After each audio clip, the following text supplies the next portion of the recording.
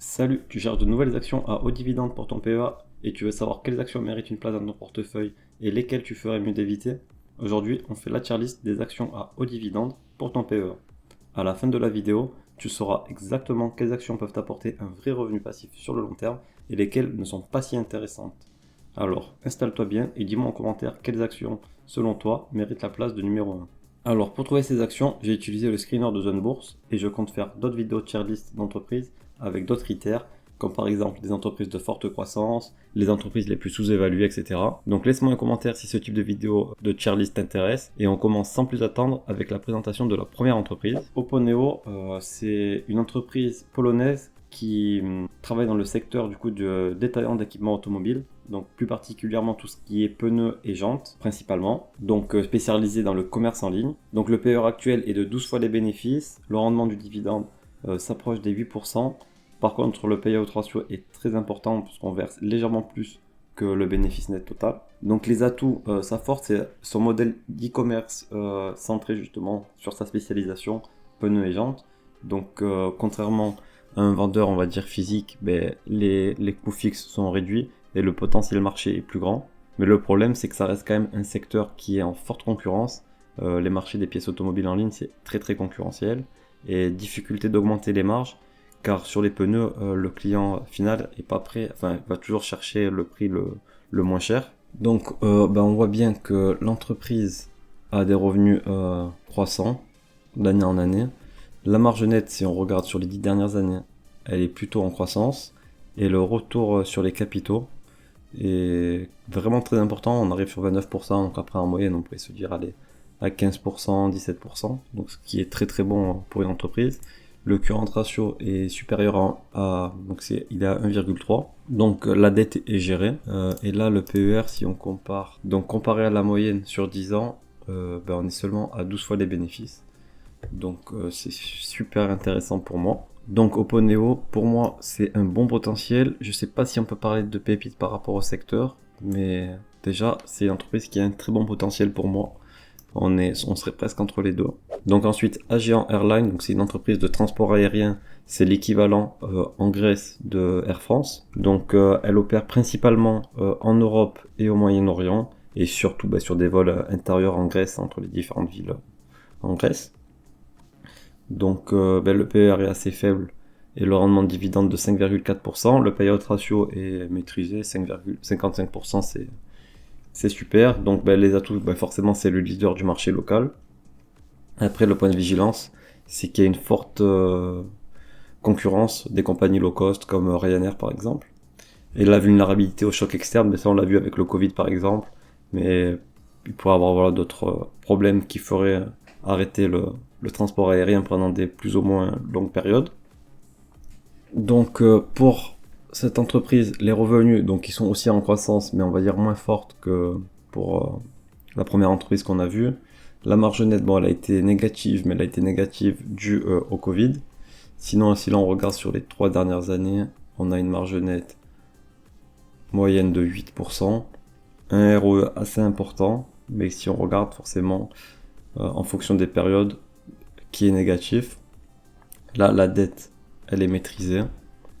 Donc je considère l'entreprise comme intéressante, mais il n'y a pas non plus de potentiel fou, donc on va la mettre à surveiller. Ça peut être une entreprise à avoir dans une watchlist. Pour Dom Development, donc c'est une entreprise d'immobilier, de construction, promotion immobilière en fait. Donc ils sont spécialisés dans la construction et la vente de logements neufs, principalement des appartements, et ils sont sur le marché polonais. J'ai marqué que le marché cible polonais était un atout parce que c'est un marché en plein développement, donc il y a une forte demande. Pour le price earning, du coup, on est sur 10 fois les bénéfices, un bon rendement du dividende, payout ratio correct. Juste, le point de vigilance, c'est que du coup, on est concentré sur la Pologne. Et donc après, les cycles immobiliers, donc forcément, il y a ce risque-là. Donc après, si on regarde sur les 10 dernières années, le chiffre d'affaires a été multiplié par plus de 3 fois. La marge nette est en augmentation, elle a fait presque x2. Le retour sur les capitaux, pareil, il a explosé à 36%, c'est énorme. La dette, elle est super bien gérée. Ça, c'est la dette à court terme qui est super bien gérée. Le price earning a pas bougé par rapport, même a baissé par rapport à il y a 10 ans. On paye l'entreprise 10 fois les bénéfices, alors que les fondamentaux ont vachement augmenté. Donc il faudrait se renseigner plus en profondeur sur l'entreprise, mais pour moi c'est une entreprise pépite. Il faudrait se renseigner plus, évidemment c'est pas un conseiller en investissement, mais c'est une entreprise que je vais aller me renseigner plus dessus et peut-être faire une vidéo spéciale sur celle-là. Et si j'investis aussi, je pourrais en parler en vidéo. Ströer, entreprise allemande qui travaille dans la publicité, donc à la fois la publicité d'extérieur, donc ce qui est panneaux d'affichage, abribus, etc., et aussi dans la publicité en ligne. Donc pour moi l'atout c'est la diversification entre les deux. Donc le price earning, on va dire, il est classique, le rendement du dividende très élevé, on arrive presque à 7%. Par contre le payout ratio est de quasiment 100%. En vigilance, c'est le potentiel croissance limitée parce que le secteur est très très concurrentiel. Donc il faudrait réussir à se démarquer pour pouvoir avoir plus de croissance. Et du coup, oui, il y a une forte pression sur les marges parce que l'investissement est important pour pouvoir avoir des clients, etc. Donc sur cette entreprise, on voit que le chiffre d'affaires a fait 2,5 fois en 10 ans. La marge nette a été un peu plus basse à un moment, il faudrait voir pourquoi. Mais là on arrive quand même sur une moyenne. Par contre le ROE a beaucoup augmenté. Le gros problème là que je vois c'est le current ratio, donc en fait c'est la capacité à rembourser la dette à court terme. Là 0,5, donc je vois que l'entreprise a toujours été un peu basse.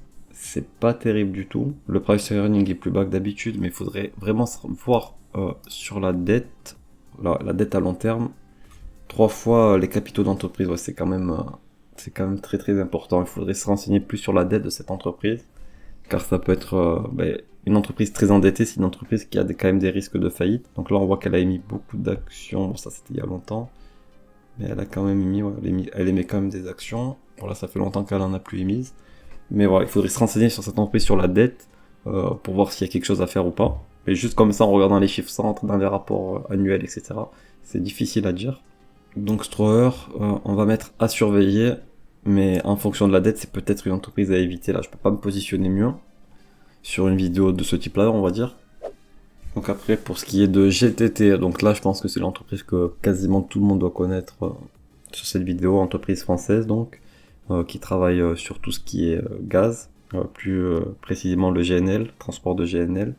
Donc ses atouts, c'est son positionnement stratégique, leader technologique. Le point de vigilance, c'est la concentration des revenus sur le GNL justement. Donc les atouts, c'est leader technologique, donc GTT il détient un quasi-monopole technologique sur le marché des systèmes de confinement pour le transport du GNL. Et le positionnement stratégique, c'est l'augmentation du commerce du GNL, notamment par le transport de bateaux. Et du coup ça garantit une demande constante pour sa technologie. Mais le problème, c'est qu'aussi, du coup, le point de vigilance, c'est la concentration des revenus du au GNL. Donc là, on se paye 16 fois les bénéfices actuellement, un bon dividende, le payout ratio reste maîtrisé quand même. Donc on se met sur 10 ans. Donc là, le chiffre d'affaires a fait x3 quasiment en 10 ans. Marge nette complètement folle de 54%, 50% en moyenne. ROE incroyable. Dette super bien maîtrisée, donc pour moi c'est pépite, il n'y a rien à dire. Voilà, GTT, superbe entreprise. Alors pour Bouvet, donc c'est une entreprise en services informatiques, conseil technologique, etc. Donc c'est une entreprise de Norvège.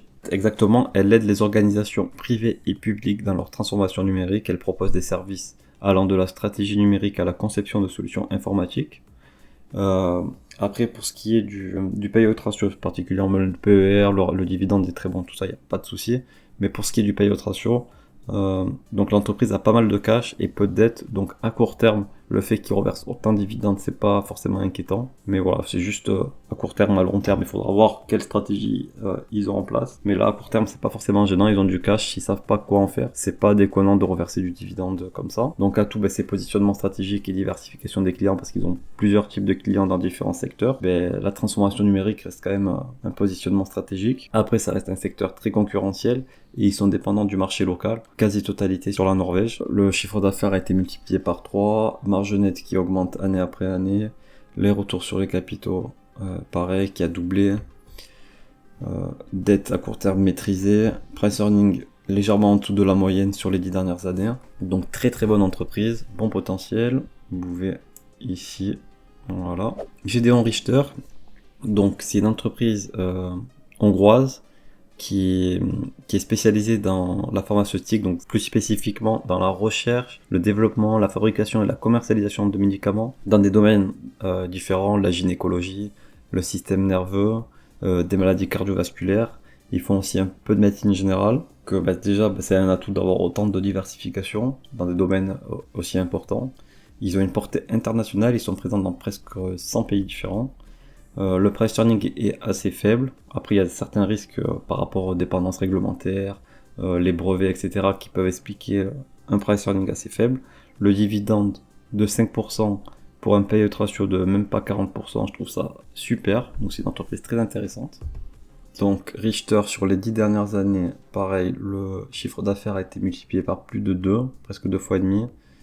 La marge nette en moyenne 16%, actuellement on est à presque 28%. Le retour sur les capitaux pareil qui augmente. La dette à court terme, il n'y a aucun souci. Et le price earning, alors je rezoome un peu, voilà. Donc si on regarde on va regarder sur 5 ans, voilà, on est en dessous de la moyenne du price earning.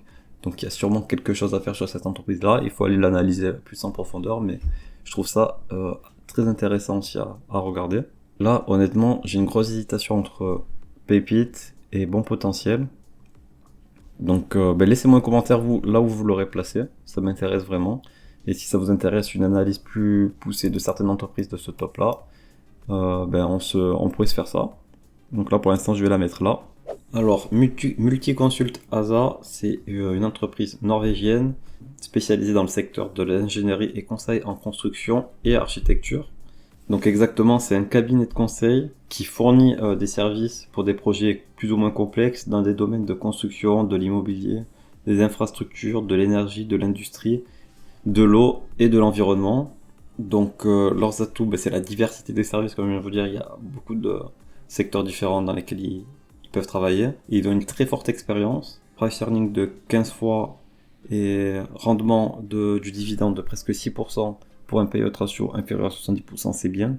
Après, le gros problème, les problèmes qu'ils peuvent avoir, c'est les cycles par rapport au secteur de la construction, parce que tout est quand même lié au secteur de la construction, et la dépendance au marché scandinave. Voilà, chiffre d'affaires en croissance, plus de 2 fois, marge nette actuellement de 7%, ROE 35%, bon il était redescendu un peu là, il est remonté. Ça va. On est pile poil pour la gestion de la dette. Price earning un peu plus bas que d'habitude. Donc c'est une entreprise qui peut être intéressante à voir. Je vais la mettre à surveiller. Je pense que c'est soit à surveiller, soit bon potentiel. Après ça, je vous laisse me dire en commentaire le classement que vous aurez fait aussi. Donc plus que 2 entreprises.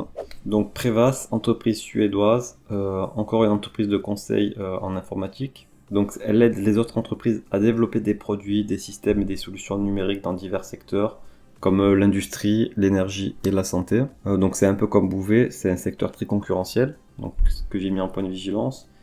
Également dépendant au marché scandinave, donc elle est essentiellement sur les pays nordiques. Après la niche de marché, une haute valeur ajoutée, et elle reste quand même diversifiée sectoriellement. Très bon dividende, payout ratio maîtrisé. On va voir les chiffres. Donc sur 10 ans, le chiffre d'affaires qui a été multiplié par 2,5 environ. La marge nette, alors je redescends un peu, elle était quand même un peu en dents de scie avant, un peu négative. Donc là on est remonté on va prendre 4% de marge nette en moyenne. Pareil pour le ROE, là on était bien monté, mais c'est redescendu, on va prendre du 10% en moyenne. C'est une entreprise intéressante, mais sans plus pour moi, je la mets à surveiller, même pas forcément à éviter. Si tu aimes ce format tier list et que tu veux d'autres classements pour booster ton PEA, pense à t'abonner maintenant, ça m'aide énormément et ça te permet de rien louper. Donc pour la dernière entreprise, Hellenic Exchange, donc c'est une entreprise de services financiers grecque, donc en fait elle gère la bourse grecque. C'est la société mère du groupe de la bourse d'Athènes. En fait, elle gère et soutient le fonctionnement du marché des capitaux grecs. Comme Atout, du coup, elle a le monopole sur la gestion de la bourse grecque. Elle pourrait profiter d'une croissance potentielle de l'économie grecque. Par contre, forcément, elle dépend fortement de l'économie locale, donc grecque, et du volume de transactions sur ce marché-là. Donc le price earning, je le trouve assez élevé. Le dividende, par contre, élevé aussi, mais le payout ratio est de 100. Donc sur 10 ans, le chiffre d'affaires a augmenté, mais n'a pas été multiplié par 2 ou plus comme les autres entreprises. La marge nette, elle est quand même importante, mais pour le secteur, ça reste normal. ROE est revenu assez haut. Current ratio, ok. Le price earning est plus bas qu'avant. Mais je suis pas convaincu par la société. Si on regarde un peu d'autres indicateurs, on va aller sur...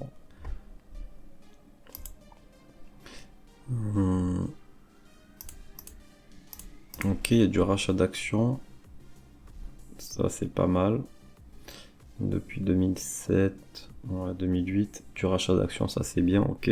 Si on regarde sur 20 ans, forcément après le crash de 2008, ça s'est un peu effondré au niveau des revenus. Par contre, voilà, les analystes à 2 ans, ils s'attendent quand même à 47 centimes de bénéfices par action. Ok, c'est intéressant parce qu'on voit en fait que ça remonte à la hausse trimestre après trimestre, à chaque réévaluation, ça monte. Voilà, je vais pas non plus mettre cette action à éviter, mais à surveiller. C'est vrai que l'avoir acheté, c'est quelqu'un qui arrive à l'acheter à bon prix a un très très bon rendement sur le prix d'achat. Donc pour moi, je vais la mettre aussi à surveiller. Pour moi, il n'y a aucune action forcément à éviter. Tous celles qui sont à surveiller ici, en fait, peut-être qu'en allant plus loin, je les aurais mis à éviter. Si certaines personnes connaissent bien ces dossiers-là, peu importe d'ailleurs n'importe quelle action de cette vidéo, qui n'hésite pas à me donner son avis. Et ben on se dit à bientôt pour une autre vidéo. C'était Tom. Allez, à bientôt. Ciao.